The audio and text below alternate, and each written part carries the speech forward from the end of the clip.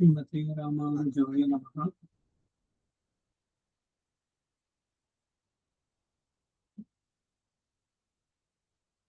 ಶ್ರೀ ವೈಷ್ಣವ ದಿನಚರಿ ಇತ್ಯವಿಧಿಗಳು. ಅದರಲ್ಲಿ ಇಂದು ದೇವಾಲಯದ ದರ್ಶನ, ಅದರ ಬಗ್ಗೆ ಒಂದಷ್ಟು ಮಾಹಿತಿಯನ್ನು ನೋಡೋಣ.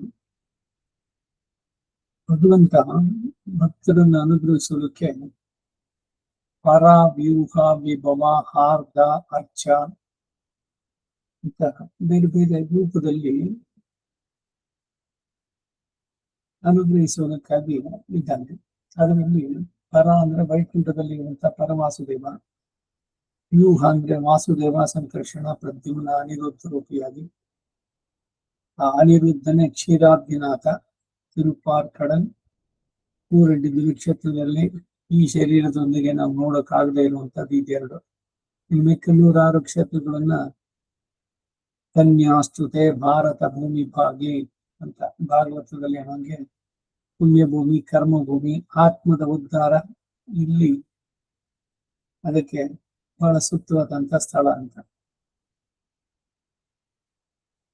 ಪರ ವ್ಯೂಹ ಆಯ್ತು. ಆಮೇಲೆ ಹಾರ್ದ ಅಂದ್ರೆ ಎಲ್ಲರ ಹೃದಯದಲ್ಲಿ ಇದ್ದಾನೆ. ಸರ್ವಸ್ಯ ಚಲೋಹಂ ಹೃದಯ ಸನ್ನಿವಿಷ್ಟೋ ಮತ್ತ ಸ್ಮೃತಿ ಜ್ಞಾನ ನಮಪೋಹ ನೆಂಚ ವೇದೈಶ್ಚ ಸರ್ವೈಃ ಅಹಮೇವ ವೇದ್ಯೋ ವೇದಾಂತ ತದ್ವೇದ ವಿದೇವ ಚಾಹಂ. ಭಗವದ್ಗೀತೆ ಪುರುಷೋತ್ತಮ ಯೋಗದಲ್ಲಿ ಎಲ್ಲ ಚೇತನರ ಹೃದಯದಲ್ಲಿ ನಾನು ಸದಾ ಸನ್ನಿಹಿತನಾಗಿರ್ತೇನೆ. ಸರ್ವಸ್ಯ ಚ ಅಹಂ ಹೃದಯ ಸನ್ನಿವಿಷ್ಟ ಅಂತ. ಆರ್ಗಾನ್ ಅರ್ಚ ಅಂದ್ರೆ ಅರ್ಚಾರೂಪಿಯಾಗಿ ವಿಗ್ರಹಗಳು ಶಿಲೆಯಲ್ಲಿ ಮಾಡಿದ್ದಿರ್ಬೋದು, ಕಲ್ಲಿನಿಂದಾಗ್ಬೋದು, ಲೋಹದಲ್ಲಾಗ್ಬೋದು, ದಾರುಮಯ ಮರದ್ದಾಗ್ಬೋದು, ಭಾವಚಿತ್ರಗಳು, ಫೋಟೋಗಳು, ಇವುಗಳಲ್ಲಾಗ್ಬೋದು. ಇದರಲ್ಲೂ ಕೂಡ ಭಗವಂತನ ಸಾನ್ನಿಧ್ಯ ಉಂಟಾಗುತ್ತೆ. ಅದಕ್ಕೆ ಸರಿಯಾದ ಸಂಸ್ಕಾರಗಳು ಇದು ಮಾಡಬೇಕು. ಭಗವಂತನಿಗೆ ದೇವಾಲಯದಲ್ಲಿ ಪೂಜಾ ವಿಧಾನವನ್ನು ತಿಳಿಸೋದಕ್ಕೆ ಬಂದಂತಹದ್ದು ಆಗಮಗಳು. ಮೊದಲು ಶ್ರುತಿ ವೇದ, ಅದಾದ್ಮೇಲೆ ಸ್ಮೃತಿಗಳು, ಅದಾದ್ಮೇಲೆ ಇತಿಹಾಸ ಪುರಾಣಗಳು, ಆಮೇಲೆ ಆಗಮಗಳು. ಆಗಮಗಳು ಭಗವಂತನ ಪೂಜಾ ವಿಧಿ, ಅವನಿಗೆ ನಿತ್ಯೋತ್ಸವ, ಪಕ್ಷೋತ್ಸವ, ಮಾಸೋತ್ಸವ, ಸಂವತ್ಸರೋತ್ಸವ, ರಥೋತ್ಸವಗಳು, ಇವುಗಳೆಲ್ಲ ವಿವರಗಳನ್ನು ತಿಳಿಸುವಂತಹದ್ದು. 3 ಆಗಮಗಳಿದೆ. ಒಂದು ಶೈವಾಗಮ, ಶಿವನನ್ನ ಪ್ರಾರ್ಥನೆಯ ಪೂಜೆ ಮಾಡುವಂತಹ ವಿಧಾನ ತಿಳಿಸೋದು. ಶಾಕ್ತ್ಯಾಗಮ, ಅವಳು ಶಕ್ತಿ ಉಪಾಸನೆಗೆ ದೇವಿ, ಅವಳನ್ನು ಕೊಂಡಾಡುವಂತಹದ್ದು ಶಕ್ತಿ ಶಾಕ್ತ್ಯ. ಇದು ಇನ್ನೊಂದು ವೈಷ್ಣವಾಗಮ, ವಿಷ್ಣುವಿನ ಪೂಜೆಯನ್ನು ತಿಳಿಸುವಂತಹದ್ದು ವೈಷ್ಣವಾಗಮಗಳು. ಈ ವೈಷ್ಣವಾಗಮದಲ್ಲಿ 2 ಇದೆ. ಒಂದು ಪಾಂಚರಾತ್ರ, ಇನ್ನೊಂದು ವೈಖಾನಸ ಅಂತ. ಬ್ರಹ್ಮನ ಮಾನಸ ಪುತ್ರ ವಿಕನಸಾಚಾರ್ಯ, ಅವನಿಂದ ಪ್ರಣೀತವಾದದ್ದು ಭಗವತ್ ಪೂಜಾ ವಿಧಾನ ದೇವಾಲಯದಲ್ಲಿ, ಅದು ವೈಷ್ಣವ ಆಗಮ, ಅದು ವೈಖಾನಸ ಆಗಮ. ಪಾಂಚರಾತ್ರ ಆಗಮದಲ್ಲಿ ಸಾಕ್ಷಾತ್ ಭಗವಂತನ 5 ರಾತ್ರಿಗಳಲ್ಲಿ ತನ್ನ ಪೂಜಾ ವಿಧಾನವನ್ನು ತಿಳಿಸಿದ ಅಂತ ಬರೋದು ಪಾಂಚರಾತ್ರ ಆಗಮ. ರಾಮಾನುಜಾಚಾರ್ಯರಿಗೆ ಹಿಂದಿನವರಾದ ಯಾಮುನಾಚಾರ್ಯ ಆಳವಂದ ಅವರು ಆಗಮ ಪ್ರಾಮಾಣ್ಯ ಅಂತ ಒಂದು ಕೃತಿಯನ್ನ ಬರೆದು ಆಗಮಗಳಿಗೂ ವೇದದಷ್ಟೇ ಸ್ಥಾನ, ಇಂಪಾರ್ಟೆನ್ಸ್ ಇದೆ ಅನ್ನೋದನ್ನ ಅದರಲ್ಲಿ ನಿರೂಪಿಸಿ ಸಿದ್ಧಾಂತವನ್ನ ಮಾಡಿದ್ದಾರೆ.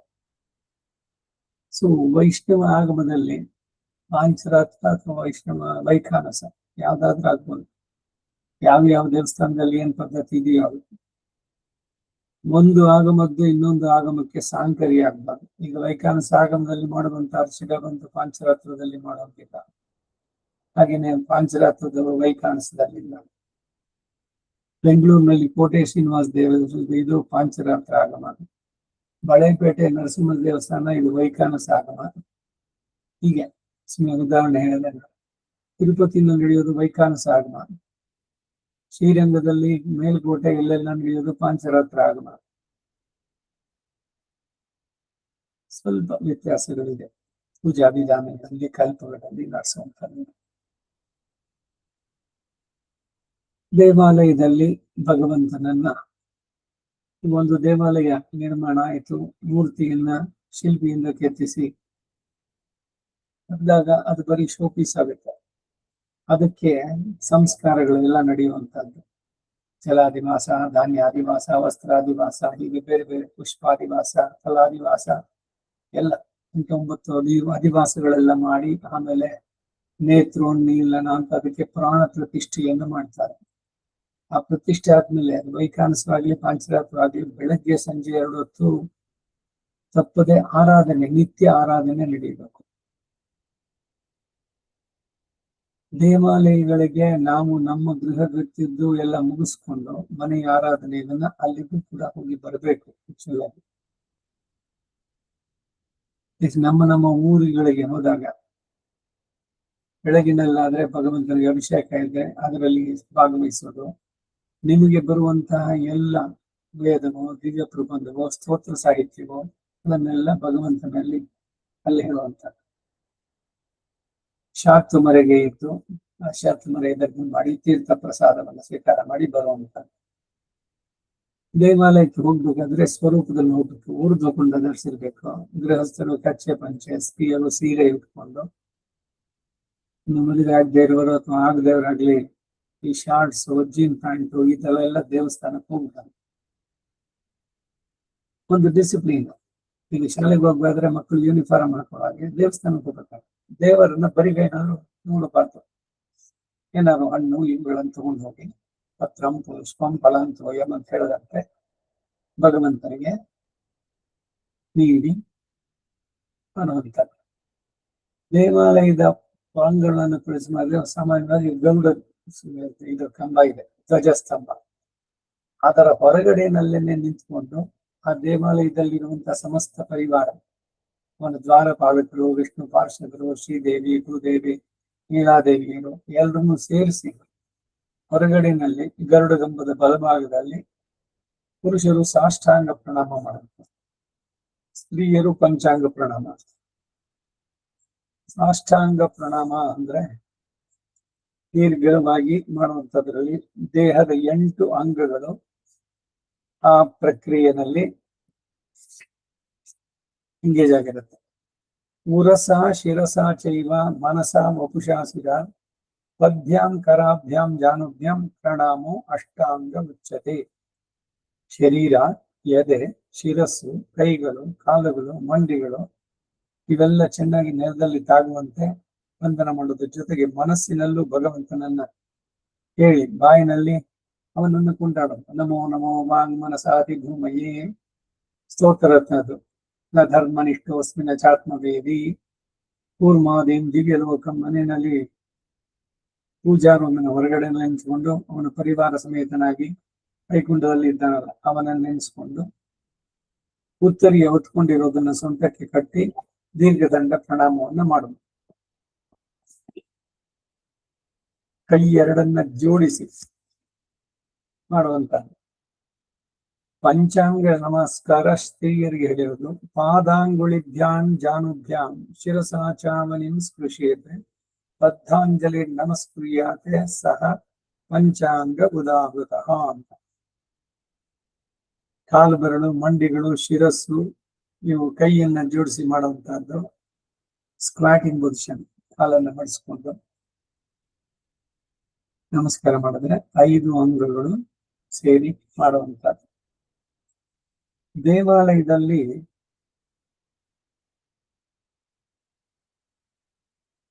ಭಗವಂತನನ್ನ ಬಿಟ್ಟು ಬೇರೆ ಯಾರಿಗೂ ನಮಸ್ಕಾರ ಮಾಡಬಹುದು. ಗುರುಗಳಾಗ್ಲಿ ಅಥವಾ ಇನ್ಯಾರು ಹಿರಿಯರಾಗ್ಲಿ ದೇವಾಲಯದ ಒಳಗಡೆ ಇದ್ದಾಗ ಅರ್ಚಕರಿಗೂ ಕೂಡ ಒಳಗಡೆ ನಮಸ್ಕಾರ ಮಾಡಬೇಕು. ಗರುಡ ಸ್ತಂಭದಿಂದ ಹೊರಗಡೆ ಬಂದು ಆಮೇಲೆ ಮಾಡ್ಬೇಕಷ್ಟೆ. ವರಾಹ ಪುರಾಣದಲ್ಲಿ ದೇವಾಲಯದಲ್ಲಿ ಭಗವತ್ ಸಾನ್ನಿಧ್ಯದಲ್ಲಿ ತ್ಯಜಿಸಬೇಕಾದಂತಹ 32 ಅಪಚಾರಗಳನ್ನು ತಿಳಿಸಿದೆ. ಅದೇನು ಅಂದ್ರೆ, 1 ವಾಹನಾರೂಢನಾಗಿ ಅಥವಾ ಪಾದಕೆಗಳೊಡನೆ ಭಗವನ್ ಮಂದಿರ ಪ್ರದೇಶ, ಚಪ್ಪಲಿ ಹಾಕೊಂಡು ದೇವಸ್ಥಾನದ ಒಳಗಡೆ ಹೋಗ್ಬಾರ್ದು. ಉತ್ಸವ ಕಾಲದಲ್ಲಿ ಭಗವನ್ ಮಂದಿರದಲ್ಲಿ ಭಗವಂತನನ್ನು ಸೇವಿಸಬೇಕು. ಶೇರ್ತಿ ಸೇವೆ ಅಂತ ಹೇಳ್ತಾರೆ. ರಥೋತ್ಸವದ ಸಂದರ್ಭದಲ್ಲಿ ಇನ್ನು ಭಗವಂತನ ಉತ್ಸವಮೂರ್ತಿ ಚರಮೂರ್ತಿ ಹೊರಟಿರೋಲ್ಲ, ಆ ಸಂದರ್ಭದಲ್ಲಿ ಮಾಡುವಂತದ್ದು ಬಹಳ ಶ್ರೇಷ್ಠ. ರಥಾರೋಹಣ ಆದ್ಮೇಲೆ ಇದ್ ಮಾಡಿ ಆಮೇಲೆ ಮೂಲವರು ಜೊತೆಗೆ ಉತ್ಸವರು ಇದ್ದಾಗ ಆಲಯದ ಒಳಗೆ ಆಗ ಮಾಡುವಂತದ್ದು. ಭಗವತ್ ಪರಿಚಯದಲ್ಲಿರುವ ಚಾಮರ ಗ್ರಾಹಿಣಿಯ ಮೊದಲಾದವರನ್ನ ವಿನಃ ಇತರರನ್ನ ಏಕಹಸ್ತದಿಂದ ನಮಸ್ಕರಿಸುವುದು. ಒಂದು ಕೈನಲ್ಲಿ ನಮಸ್ಕಾರ ಯಾರಿಗೂ ಮಾಡಬಾರ್ದು. ಆ ಶೌಚಾದಿ ಕಾಲಗಳಲ್ಲೂ ಅಪರಿಶುದ್ಧನಾಗಿರುವಾಗಲೂ ಭಗವಂತನನ್ನ ಹೋಗಿ ನಮಸ್ಕಾರ ಮಾಡಕ್ ಹೋಗ್ಬಾರ್ದು. ಶರೀರ ಶುದ್ಧಿ ಇಲ್ಲದಿದ್ದಾಗ, ರಜಸ್ವಲಿಯಾದಾಗ ಸ್ತ್ರೀಯರು ಇಲ್ಲೆಲ್ಲ ಸಾಮಾನ್ಯವಾಗಿ ದೇವಾಲಯಕ್ಕೆ ಹೋಗಿದ ತಕ್ಷಣ ಚಪ್ಪಲಿ ಬಿಟ್ಬಿಟ್ಟು ಕಾಲು ತುಳಿಯಕ್ಕೆ ನೀರುಗಳನ್ನು ಇಟ್ಟಿರ್ತಾರೆ. ನಲ್ಲಿಗಳು ಇದರಲ್ಲಿ ಇರುತ್ತೆ. ಕಾಲು ತುಳ್ಕೊಂಡು ಆಮೇಲೆ ಒಳಗಡೆ ಹೋಗುದು. ಭಗವಂತನ ಬರಿಗೇನಲ್ಲಿ ಹೋಗ್ಬಾರ್ದು ಅಂತ ಹೇಳಿದ್ರು. ತುಳಸಿಯನ್ನ ಮನೆಯಲ್ಲಿ ಬಿಟ್ಟಿದ್ದಾದ್ರೆ ತೆಗೆದುಕೊಂಡು ಹೋಗಿ ಬಿಡಿಸಿ ನಿಧಾನಕ್ಕೆ ಮೊದಲೇನೆ ಎಲ್ಲ ಸಿದ್ಧ ಮಾಡ್ಕೊಂಡು ಯಾವ ದಿವಸಗಳಲ್ಲಿ ನಡೆಸ್ಬೋದು ಅದನ್ನ ನೋಡಿ.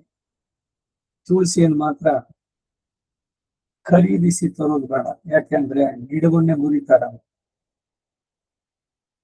ತುಳಸಿಯನ್ನ ಮುರಿದು ಬಗ್ಗಿಸಿ ಕಟ್ಬಿಟ್ಟಿರೋದು. ಸೊ ಅದರಿಂದ ಪುಷ್ಪ ಆಗ್ಬೋದು. ತುಳಸಿಯನ್ನ ಆದಷ್ಟು ಮಟ್ಟಿಗೆ ಅಂಗಡಿನಲ್ಲಿ ಅಥವಾ ಇದರಲ್ಲಿ ಖರೀದಿಸಿ ತಗೊಳ್ಳೋದು ಅಷ್ಟು ಶ್ರೇಯಸ್ಕರ ಅಲ್ಲ. ಯಾಕೆಂದ್ರೆ ಗಿಡನ ಮುರಿತಾರೆ ಬಹಳವಾಗಿ.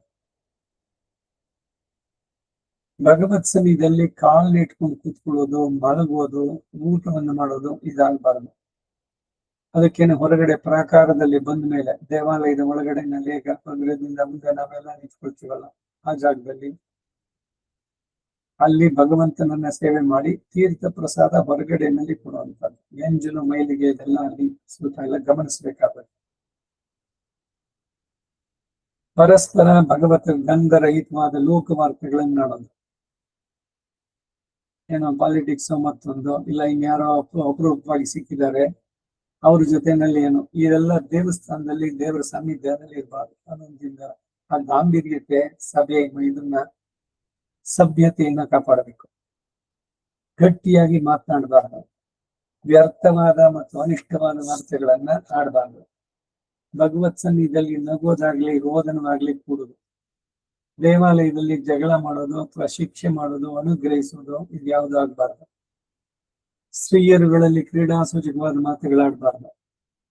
ಅಪಾನ ವಾಯುವನ್ನು ಬಿಡೋದು, ಕೂಡುದು. ಕರಿ ಕಂಬಳಿಯನ್ನು ಧರಿಸಿ ವಸ್ತ್ರವನ್ನು ಚೆನ್ನಾಗಿ ಹೊದ್ದುಕೊಂಡು ಭಗವಂತನ ಸೇವಿಸೋದು ಇಲ್ಲ. ದೇವಾಲಯಕ್ಕೆ ಹೋಗ್ಬೇಕಾದ್ರೆ ತಲೆಯನ್ನ ಕವರ್ ಮಾಡ್ಕೊಂಡು ಹೋಗ್ಬಾರ್ದು ದೇವಾಲಯದ ಒಳಗಡೆ. ನಮ್ಮಲ್ಲಿ ಬೇರೆ ಸಂಪ್ರದಾಯದಲ್ಲಿ, ಸಿಖ್ ಸಂಪ್ರದಾಯದಲ್ಲಿ ಅವರು ಎಲ್ಲ ಹೊರಗಡೆ ಇಟ್ಟಿರ್ತಾರೆ. ತಲೆಗೆ ಕವರ್ ಮಾಡ್ಕೊಂಡು ಹೋಗ್ಬೇಕು. ಸ್ತ್ರೀಯರಾದ್ರೆ ಸೆರಗನ್ನ ತಲೆ ಮೇಲೆ ಹಾಕೊಂಡು ಆಮೇಲೆ ಹೋಗ್ಬೇಕು. ಇಲ್ಲದ್ರೆ ಒಂದೊಂದು ಖರ್ಚಿ ಹಾಕೊಂಡು ಹೋಗ್ಬೇಕು. ಅವ್ರ ಸಂಪ್ರದಾಯ ಅದು, ನಮ್ಮಲ್ಲಿ ಅದಿಲ್ಲ. ದೇವಾಲಯದಲ್ಲಿ ಬೇರೆಯವರನ್ನು ಸ್ತೋತ್ರ ಮಾಡೋದಾಗ್ಲಿ ಅಥವಾ ನಿಂದಿಸುವುದಾಗ್ಲಿ ಕೂಡುದು. ಭಗವಂತನಿಗೆ ಮುಖ್ಯೋಪಚಾರ ಮಾಡಲು ಶಕ್ತಿ ಇದ್ದಾಗಿ ಕೂಡ ಗೌಣೋಪಚಾರ ಮಾಡೋದು. ಇವನಿಗೆಲ್ಲ ಶಕ್ತಿ ಇದೆ, ಯಥೇಚ್ಛವಾಗಿ ಚೆನ್ನಾಗಿ ಮಾಡ್ಬೋದು, ಅಲ್ಲಿ ಬೇಕು ಅಂತ ಏನೇ ಅಲ್ಲಿ ಎಲ್ಲ ತಗೊಂಡೋಗೋದು. ಏನೋ ಒಂದ್ ಸ್ವಲ್ಪ ಸುಮಾರು ಕೊಂಚ ಮಾಡಿದ್ದು ಅಂತ ಆಗ್ಬಾರ್ದು. ಪ್ರೀತಿಯಿಂದ ಭಕ್ತಿಯಿಂದ ಹೆಚ್ಚು ಭಗವಂತನಿಗೆ ನೀಡಬೇಕು. ನಾವು ಕೊಟ್ಟಿದ್ದು ಅದು 100 ನಮಗೆ ಬರುತ್ತೆ. ಆಯಾಯ ಕಾಲದಲ್ಲಿ ದೊರೆಯುವ ಫಲಾದಿಗಳನ್ನ ಭಗವಂತನಿಗೆ ಸಮರ್ಪಿಸದೇ ಇರುವಂತ ಋತು ಕಾಲದಲ್ಲಿ ಯಾವ ಸೀಸನ್ ನಲ್ಲಿ ಯಾವ್ದು ಬರುತ್ತೋ ಆ ಹಣ್ಣುಗಳು ಇವುಗಳನ್ನ ತಗೊಂಡೋಗಿ ಸಮರ್ಪಣೆ ಮಾಡ್ಬೇಕು. ಭಗವಂತನ ನಿವೇದನವನ್ನು ವಿನಃ ಬೇರೆ ವಿನಿಯೋಗಿಸಲ್ಪಟ್ಟಿದ್ದ ಪದಾರ್ಥ ಶೇಷವನ್ನ ಭಗವನ್ ನಿವೇದನ ಅರ್ಹವಾದಂತ ವ್ಯಂಜನಾದಿ ಪದಾರ್ಥಗಳಿಗೆ ಸೇರಿಸುವುದು ಕುಡುದು.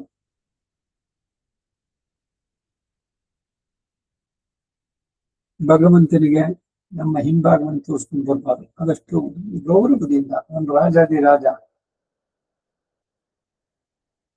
ಸರ್ವನಿಯಾಮಕ, ಅದರಿಂದ ಬಗ್ಗಿ ವಿನಯದಿಂದ ಸೈಡ್ ಪಕ್ಕದಿಂದ ನಡೆದು ಬರುವಂತ. ದೇವಾಲಯದಲ್ಲಿ ಇತರರನ್ನ ನಮಸ್ಕಾರ ಮಾಡೋದು, ಇದು ಮೊದಲೇ ಹೇಳಿದೆ ನಾನು. ಈಗ ನಿಮ್ಮ ಗುರುಗಳು ಅಥವಾ ನಿಮ್ಮ ಹಿರಿಯರೋ ಇನ್ಯಾರೋ ಬಂದಿದ್ದಾರೆ, ದೇವಸ್ಥಾನದ ಒಳಗಡೆನೆ ನಮಸ್ಕಾರ ಬೇಡ, ಏನಿದ್ರು ಹೊರಗಡೆ.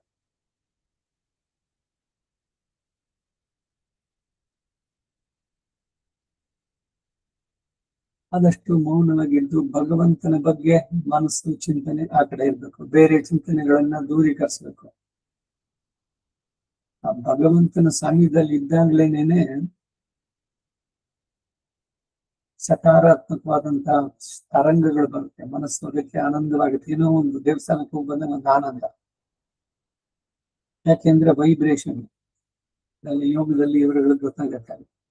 ಹಾಗೆ ತನ್ನ ಆತ್ಮ ಪ್ರಶಂಸೆ ಅದು ಕೊಡುದು, ಇನ್ನೊಬ್ಬರನ್ನ ನಿಂದನೆಯನ್ನು ಮಾಡಬಾರ್ದು. ಆತ್ಮ ಪ್ರಶಂಸೆಯನ್ನು ಕೊಡುದು, ಪರ ನಿಂದನೆಯನ್ನು ಕೊಡುದು, ದೇವತಾ ನಿಂದನೆ ಕಡಿದು, ಕೂದಲು ಉಗುರು ಎಲುಬು ಇವುಗಳನ್ನ ದೇವಾಲಯದಲ್ಲಿ ಹಾಕಬಾರ್ದು. ದೇವಾಲಯದಲ್ಲಿ ನಾನಿಷ್ಟಿ ವೇದ್ ಉಗಿಬಾರ್ದು. ದೇವಾಲಯ ಸಮಯದಲ್ಲಿ ವಿಮೂತ್ರ ವಿಸರ್ಜನೆ ಕೂಡುದು, ಮಲಮೂತ್ರ ವಿಸರ್ಜನೆಗಳು ಕೂಡುದು. ಭಗವನ್ ಮಂದಿರದಲ್ಲಿ ಹೇಳಬಿಡುವಂತ ಭಗವದ್ಗೀತೆಯನ್ನ ಕೇಳದೆ ಹೋಗುದು. ದೇವಾಲಯಕ್ಕೆ ಹೋದಾಗ ಏನೋ ಯಾರಿಂದಾನೋ ಒಂದು ಉಪನ್ಯಾಸ ಮತ್ತೊಂದಿದ್ರೆ ಕುತ್ಕೊಂಡು ಕೇಳಿ ಬರ್ಬೇಕು.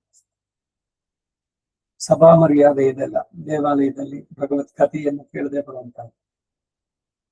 ದೇವತಾಂತರೋದ್ದೇಶವಾದ ಪುಷ್ಪಗಳನ್ನು ಭಗವಂತನಿಗೆ ಸಮರ್ಪಿಸೋದು. ದೇವತಾಂತರಿಗಳಿಗೆ ಸಮರ್ಪಿಸಿದ್ದಂತಂದು ಅಲ್ಲಿ ಮತ್ತೆ ಭಗವಂತನಿಗೆ ಆಗ್ಬಾರ್ದು. ಭಗವಂತನ ಗರ್ಭಗುಡಿಯ ಮೇಲಿನ ಗೋಪುರದ್ದು ನೆರಳಿದೆಯಲ್ಲ, ಅದು ವಿಮಾನ ಅಂತ, ಅದರ ಛಾಯೆಯನ್ನು ತುಳಿಬಾರ್ದು. ಪಕ್ಕದಲ್ಲಿ ಬೇರೆ ಬೇರೆ ದೇವತಾಂತರಗಳನ್ನ ಈ ಭಗವಂತ ನಮ್ಮ ಶ್ರೀಮನ್ನಾರಾಯಣನಿಗೆ ಸಮಾನವಾಗಿ ಎಣಿಸೋದಿದೆಯಲ್ಲ, ಅದು ಒಂದು ಅಪಚಾರ ಭಗವಂತನಲ್ಲಿ. ಅವನು ನಿಸ್ಸಮಾಭ್ಯಧಿಕ, ಅದರಿಂದ ಬೇರೆ ದೇವತೆಗಳು ಯಾರೇ ಆಗಿರಲಿ ಅವರನ್ನ ಭಗವಂತನ ಜೊತೆಗೆ ಸಮಾನವಾಗಿ ಕಾಣಬಾರದು.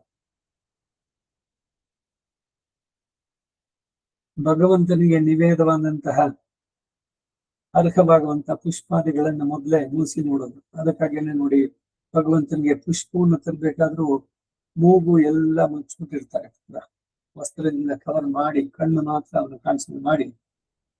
ತಿರುಪತಿನಲ್ಲಿ ತೋಮಾಲೆ ಸೇವೆ ಬೆಳಗಾದ ತಕ್ಷಣ 4:45 ಗಂಟೆ ಆ ಸಂದರ್ಭದಲ್ಲಿ ವಾದ್ಯ ಇದ್ರ ಜೊತೆನಲ್ಲಿ ಬರ್ತಾರೆ. ದೊಡ್ಡ ಕುಕ್ಕಿನಲ್ಲಿ ಆ ತೋಮಾಲೆ ಇದೆಲ್ಲ ಆ ತರುವಂತವರಿಗೆ ಮುಖ ಎಲ್ಲ ಕಟ್ ಮಾಡಿ ಮುಚ್ಚಿಬಿಟ್ಟಿರ್ತಾರೆ. ಭಗವಂತನಿಗೆ ಸಮರ್ಪಿಸುವಂತ ಪುಷ್ಪದ ಆಗ್ರಹಣ ಕೂಡುದು ಮಾಡಬಾರದು ಅಂತ. ಏನಿದ್ರು ಮೊದಲು ಭಗವಂತನಿಗೆ ಸಮರ್ಪಣೆ, ಆಮೇಲೆ ಅದು ಪ್ರಸಾದವಾಗಿ ನಾವು ಸ್ವೀಕಾರ ಮಾಡುವಂತ.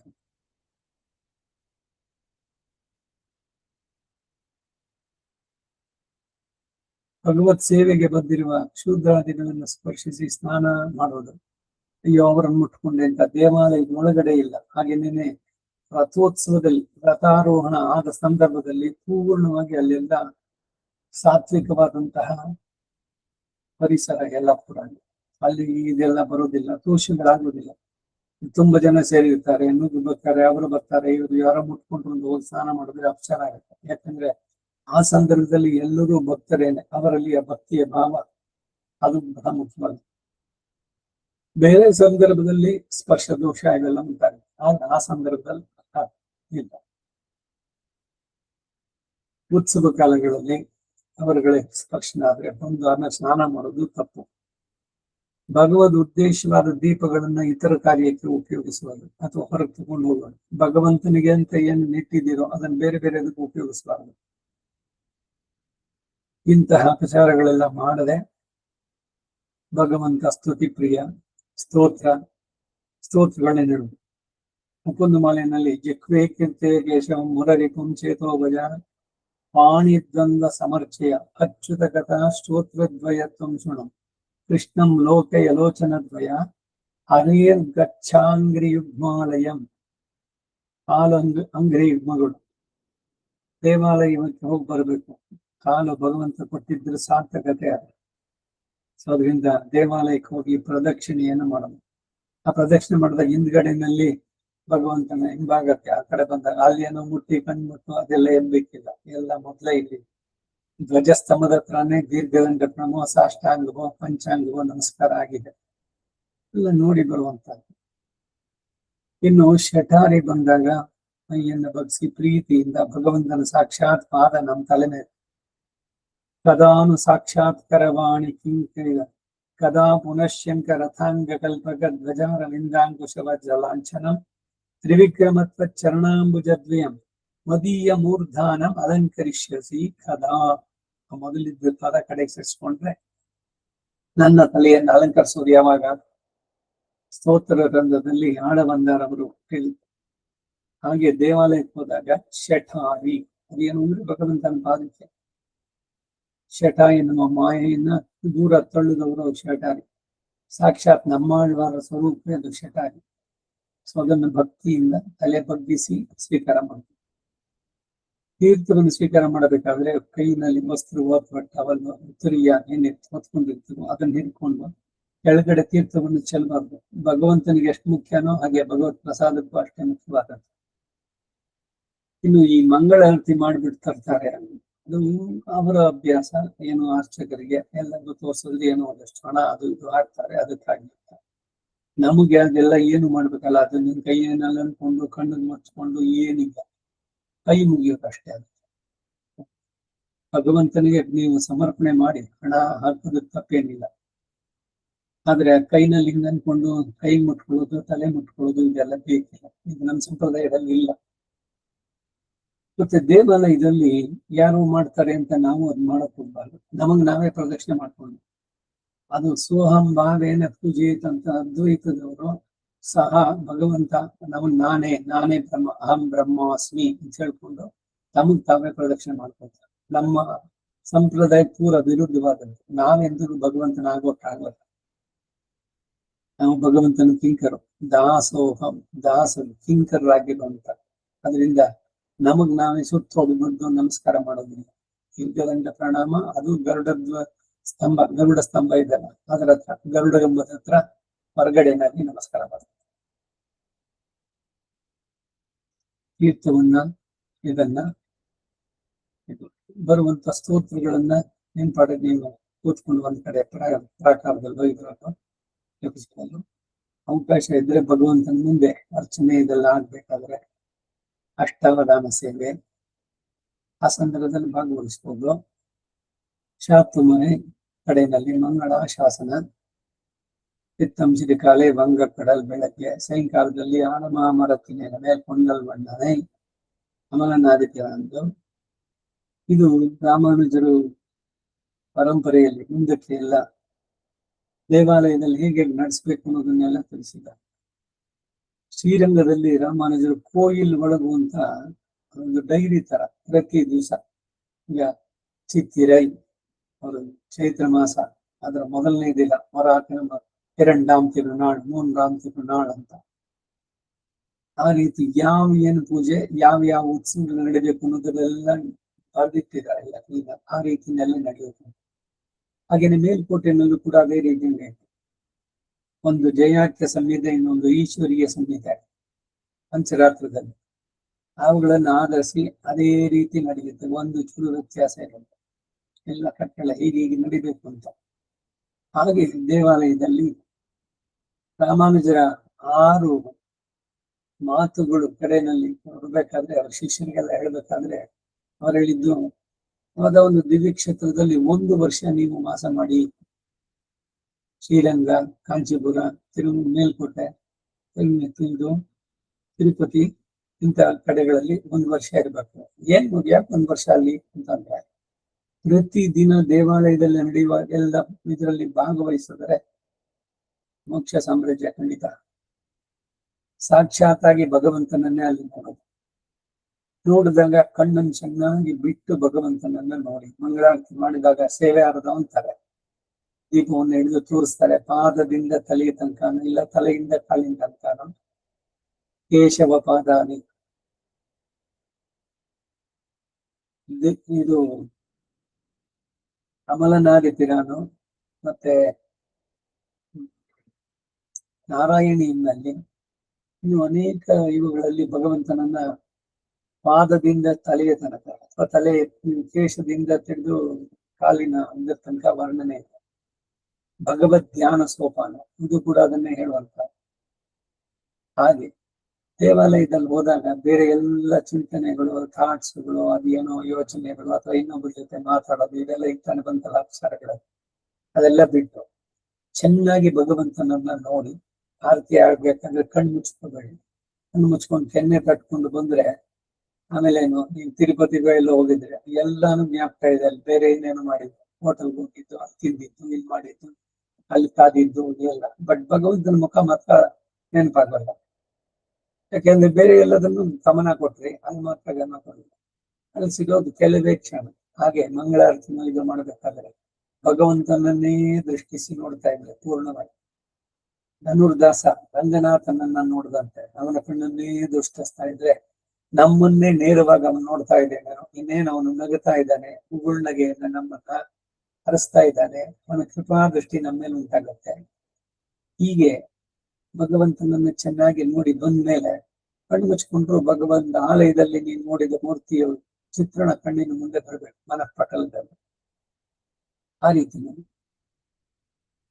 ಧನುರ್ಮಾಸದ ಸಂದರ್ಭದಲ್ಲಿ ಬೆಳಗ್ಗೆ ಬೇಗನೆ ಮನೆಯಲ್ಲಿ ಮುಗಿಸ್ಕೊಂಡು ದೇವಾಲಯಕ್ಕೆ ಹೋಗಿ ಬರ್ಬೇಕು.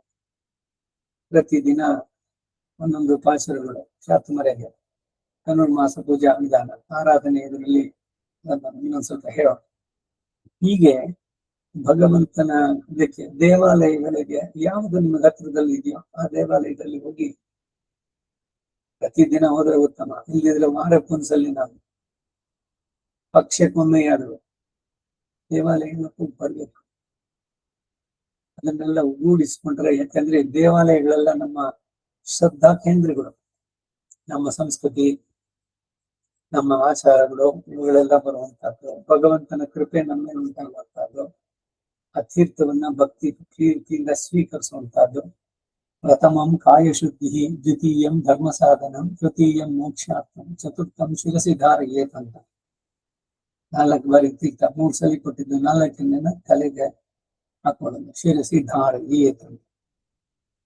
ಇದಿಷ್ಟು ದೇವಾಲಯದ ಬಗ್ಗೆ. ದೇವಾಲಯಕ್ಕೆ ಭೇಟಿ ಕೊಟ್ಟಾಗ ನಾವು ನಡೆಸಬೇಕಾದಂತ. ಸರ್ವಂ ಶ್ರೀ ವಾಸುದೇವಾರ್ಪಣಮಸ್ತು.